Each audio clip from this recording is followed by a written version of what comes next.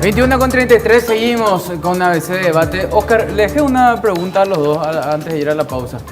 ¿Realmente los miembros de la Comisión Interamericana son todos marxistas, chavistas y por eso están a favor de Juana Rom y Anuncio Martí? ¿Realmente hay ese favoritismo ideológico ahora mismo? Sí, se hablaba de eso y se hablaba también de la influencia de las ONGs y como que las ONGs digitan todo lo que la composición misma de la Comisión Interamericana, de la Corte. Y habría que decir en primer lugar que estos dos órganos, tanto la Comisión como la Corte, son electas a propuesta de los Estados, por los Estados en el marco de la Asamblea de la OEA. No hay ninguna interferencia, digamos, por fuera de los organismos o de la representación de los diferentes Estados en la Asamblea de la OEA. Lo segundo, justamente, digamos, quienes más han resistido los mecanismos de control, de monitoreo, de supervisión de la Comisión Interamericana particularmente, y bueno, las decisiones de la Corte también, son estos gobiernos que ideológicamente uno creería están en las antípodas de nuestro gobierno en Paraguay. Es más, en el caso de Venezuela, Venezuela ha denunciado la Convención Americana, por lo cual, bueno, se ha sustraído, digamos, a las obligaciones que establece este instrumento de derecho internacional. Hace pocas semanas el gobierno de Nicaragua, cuyo signo político también sabemos, ha expulsado a toda una comisión que venía investigando los gravísimos casos de violación de derechos humanos que se están dando en el marco de las protestas en ese país. El gobierno de Ecuador en su momento con Rafael Correa fue el que promovió una reforma bastante regresiva de la Comisión Interamericana y del sistema interamericano en general, justamente protestando por las decisiones que este organismo tomaba. Bueno, Ecuador también fue objeto de condenas en materia de violación de derechos de pueblos indígenas fundamentalmente. Es decir, uno empieza a mirar a ver quiénes son los que siempre se molestan con las observaciones en materia de derechos humanos y son justamente quienes serían como parientes políticos, ideológicos de los que hoy aparecen, digamos, como los principales enemigos, digamos, a Ron y Martí, o sea, todo lo contrario.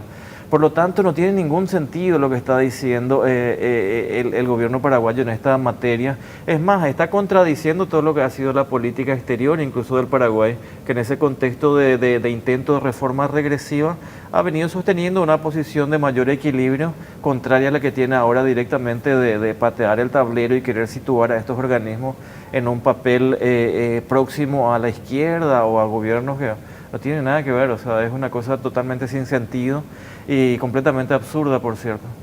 ¿Me confirman desde el control, por favor, si tenemos las publicaciones del diario de ese color para verlas acá atrás, del caso en particular de Juana Rom y Anuncio Martí? Ellos denunciaban el 16 de enero del 2002, aparece por primera vez el nombre de Juana Rom y Anuncio Martí como vinculados con el caso de María Edith Bordón de Bernardi. Tardaron como 13 o 14 días en aparecer. Esta es la tapa del jueves 31 de enero del 2002. Aparecen a Ron y Martí en poder de civiles y con rastros de tortura. Esta es la tapa de esa edición del diario ABC Color. Estamos hablando del 31 de enero del 2002 para que la gente recuerde, para recordarle a la gente un poco el caso, ¿verdad? Testigo implica a Ron y Martí en caso Cecilia. Esta tapa es del 19 de noviembre del 2005 ya, un par de años más tarde, mientras se seguía con el proceso judicial. Si podemos volver a la tapa anterior, por favor. Quiero resaltar algunas cosas. Hasta ese momento en el que apareció Juana Rom y Anuncio Martí, según la crónica, al menos del diario de ese color de aquel entonces, no se habían presentado un solo elemento de prueba en contra de ellos dos para señalarlos como autores intelectuales del secuestro de María Edith Bordón de Bernardi. Ellos fueron encontrados en una casa en Villaliza, que está a espalda de Juana Rom. Se ve acá en esta parte de la foto principal de la tapa del diario de ese color, las lesiones que tenía. Sobre todo también Anuncio Martí, el más golpeado, según el informe, estuve revisando hoy los archivos del diario de ese color, era de hecho Juana Rom. Hubo una junta médica en aquel momento encabezada por Héctor Lacoñata, quien luego llegó a ser canciller durante el gobierno de Fernando Lugo, que señaló que fueron torturados de pies a cabeza. En aquel momento se llegó a hablar incluso de un grupo parapolicial paramilitar que habría capturado a estas dos personas. Lo llegó a denunciar el entonces defensor del pueblo adjunto, el doctor Marín, que hablaba de un grupo paramilitar que supuestamente respondía a la familia de Bernardi. De acuerdo a lo que denunciaron a Ron y Martí, los torturadores los tuvieron encerrados 14 días exigiéndoles que se autoinculparan y que se declararan culpables de haber formado parte del secuestro de María Edith Bordón de Bernardi. El primer secuestro, hay que recordar, del hoy autodenominado Ejército del Pueblo Paraguayo. Otro elemento muy llamativo, en aquel momento Juan Ernesto Villamayor, hoy ministro del Interior, era ocupado el ministro de la Reforma, el ministro que se encargaba básicamente de la privatización de varias entidades públicas. En su momento, siempre según los archivos del diario de ese color, testigos lo llevan a implicar supuestamente a él. En el caso, lo implicaron también a Juan Carlos Calega Laverna, lo citaron al menos, y aparece esto en las páginas del diario de ese color, no es algo que estoy inventando yo ahora. Se habló también, en aquel momento era Fanego, nuestro ministro del Interior, sí. Era Julio César Fanego. Sí. Él terminó renunciando luego de este caso. El comandante de la policía, el comisario Blas Chamorro, fue destituido por este caso en particular. ¿Por qué? Porque Blas Chamorro, y en declaraciones al diario de ese color, dice: la policía no fue capaz de encontrar a María Edith, porque María Edith fue liberada, y tampoco fuimos capaces de encontrar a estos dos señores, fueron sus hermanas las que los encontraron en una casa en Villaliza. Un resumen pequeño del caso. Héctor Lacoñata decía textualmente: los molieron a palos de pies a cabeza. Este caso en particular nunca se encontró a los responsables reales de la causa.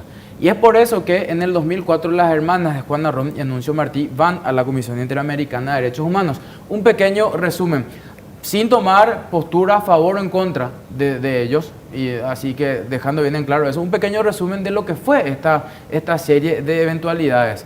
Entonces, para recordar un poco el caso de Juan Arrón y Anuncio Martí, que se encuentran en condición de refugiados políticos en el Brasil desde esa época ya, cuando todavía estaba el proceso penal por el juicio de María Edith Bordón de Bernardi. A partir de ahí es que comienza a tomar fuerza el Ejército del Pueblo Paraguayo. Dicho sea de paso, casi 2 décadas y todavía no pudieron realmente terminar con el grupo terrorista que se encuentra. Parte de las tapas, estamos viendo ahí de fondo el trabajo que había realizado de la cobertura. Y en ese momento ya se hablaba. Atienden muy bien de esto. Esta etapa es del 10 de febrero del 2002. 16 años atrás. Dice: Paraguay puede recibir sanción internacional. Ya avisaba en aquel momento que se podía hablar de una sanción internacional contra nuestro país por los casos de supuesta tortura contra Arrón y Martí. 16 años atrás hablaba de esto. Que la gran pregunta ahora, y por eso me hubiera encantado tener a Sergio Cossi acá, al Procurador General de la República, porque es cierto, ellos tomaron el caso hace 4 meses. Cossi podía perfectamente venir a este programa y decirnos: el Estado paraguayo no se defendió, como probablemente haya pasado, como nos decía Dante, no se defendió de forma, no rebatió de forma, o no quiso sentarse a debatir y decir: sí, probablemente haya pasado esto, y terminó ante esta situación. 16 años atrás ya se hablaba de una posible sanción internacional contra Paraguay. Sergio Cossi no quiso venir al programa hoy, dice que está en el exterior. Sus subalternos, su procurador general adjunto, no quiso venir al programa. Él sí está en el país, no quiso venir al programa, no pudo contarnos ante este tipo de situaciones. Dante, te quiero consultar sobre el trabajo del Mecanismo Nacional de Prevención de la Tortura. ¿Cuántos casos? Yo sé que es difícil hablar de estadísticas sin tenerlas a mano, pero ¿qué tan habitual es en Paraguay, en la era democrática, que se den casos de tortura contra detenidos y contra civiles en particular por parte de las fuerzas del orden, básicamente? Sí, en los últimos estudios del Mecanismo Nacional de Prevención de la Tortura y en un censo que se realizó a toda la población adolescente privada de libertad, 6 de cada 10 adolescentes manifestó haber sido torturado por la Policía Nacional y 5 de cada 10 manifestó haber recibido tortura estando detenido, estando privado de libertad. 6 de cada 10. 6 de cada 10 adolescentes por parte de la Policía Nacional, y hablando de las mismas modalidades utilizadas en la época de la dictadura: picana eléctrica, submarino seco, simulacros de ejecuciones y una serie de tipos, de formas de tortura, de que en el 2004 nos dieron esos datos y que son datos que nosotros vamos relevando constantemente en las penitenciarías con relación al accionar de la policía.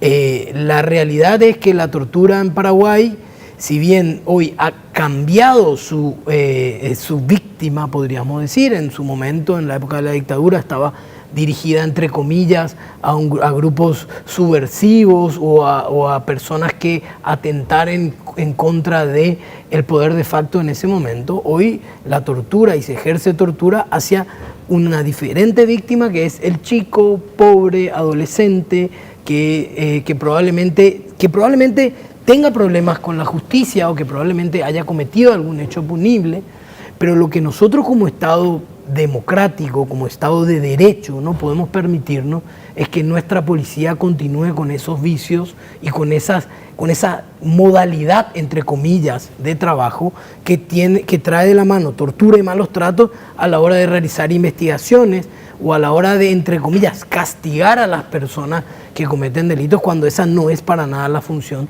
de la Policía Nacional, y eso está totalmente prohibido, ¿no? Oscar, digamos, hablábamos hace rato de que los derechos humanos en realidad son inherentes a cualquier ser humano. Y la gente se enoja muchas veces y dicen, ustedes le defienden a los delincuentes, no sé qué historia más. Pero el año pasado nomás, con lo del 31M, tuvimos un claro ejemplo de cómo los derechos humanos, cuando se pisotean para algunos, en algún momento pueden terminar siendo pisoteados para absolutamente todos. Porque la policía, tras las manifestaciones contra la enmienda, salió al centro a barrer, pero con absolutamente cualquiera que se le pusiera enfrente, porque tenían que llevar presos a quien sea. Y hay videos, hay fotos, hay filmaciones, hay testimonios, hay denuncias concretas sobre este hecho particular. Entonces, ese es el problema cuando no se respetan los derechos humanos. No porque una persona podrá haber cometido el delito el crimen más deleznable que exista. Yo no estoy poniendo en debate esa situación, pero hay ciertos derechos básicos que deben ser respetados ante cualquier tipo de situación. Sí, es así mismo, y esa es la parte que en donde hay una gran responsabilidad del Estado, en este caso a través del gobierno, de poder comunicar cuando se está hablando de esto. O sea, nosotros en esta situación, por ejemplo, del caso de Harold Martí, estamos viendo una actitud en donde el gobierno renuncia a su obligación de promover los derechos humanos y dice, primero empieza a hablar, digamos, de los hechos punibles que habrían cometido estas personas. Eso puede ser o por ignorancia, digamos, de cuál va a ser el debate, digamos, que no conocen el caso que está ante la comisión, o porque, lo cual sería más grave, directamente querer dejar en la impunidad aquello que ocurrió. Y aquí hay que, en propósito de esto, hay que ser también muy claro, digamos, la comisión, o en este caso ya la Corte Interamericana, no va a ser como un nuevo juicio donde se van a valorar, digamos, las pruebas en función a las personas que habrían participado en el hecho de tortura o desaparición forzada, sino lo que se va a analizar es qué hizo el Estado frente a eso. Y ahí la mejor defensa que tendría y tiene cualquier Estado en donde pueden y van a seguir seguramente ocurriendo hechos, es demostrar de que hay una actitud una actitud que no es condescendiente con este tipo de hechos, en donde se investigue y se castigue. Pero cuando no se investiga, no se castiga a nadie y todo esto queda en la impunidad, evidentemente que un Estado se expone a una sanción internacional. Y como bien decías, o sea, estos hechos terminan afectándole a cualquier persona. O sea, muchas veces, sobre pretexto de que las víctimas serían responsables de hechos punibles, bueno, la sociedad misma, sectores de la opinión pública acompañan esas políticas de mano dura, de que como que vale todo más o menos, que es algo que está muy en boga, y eso definitivamente es algo que no podemos tolerar, y es lo que se está queriendo presentar en este caso. O sea, sobre pretexto de que las personas torturadas habrían participado en un secuestro, es como que eso se puede pasar por alto, y eso es inadmisible, Juan Carlos, y yo creo que hace parte también un poco a la falta de cultura también democrática y de derechos humanos que seguimos teniendo en nuestra sociedad. Antes de ir a la pausa, les dejo esta pregunta ya para el bloque final prácticamente de ABC Debate. Son dos en realidad.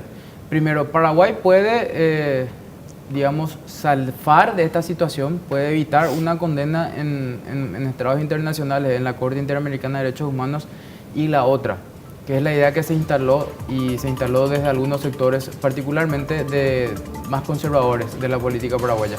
¿Vale la pena salir del sistema interamericano de derechos humanos? Y si realmente pasa eso, ¿a quién acude un ciudadano común ante este tipo de violaciones? Pausa, enseguida más de ABC Debate.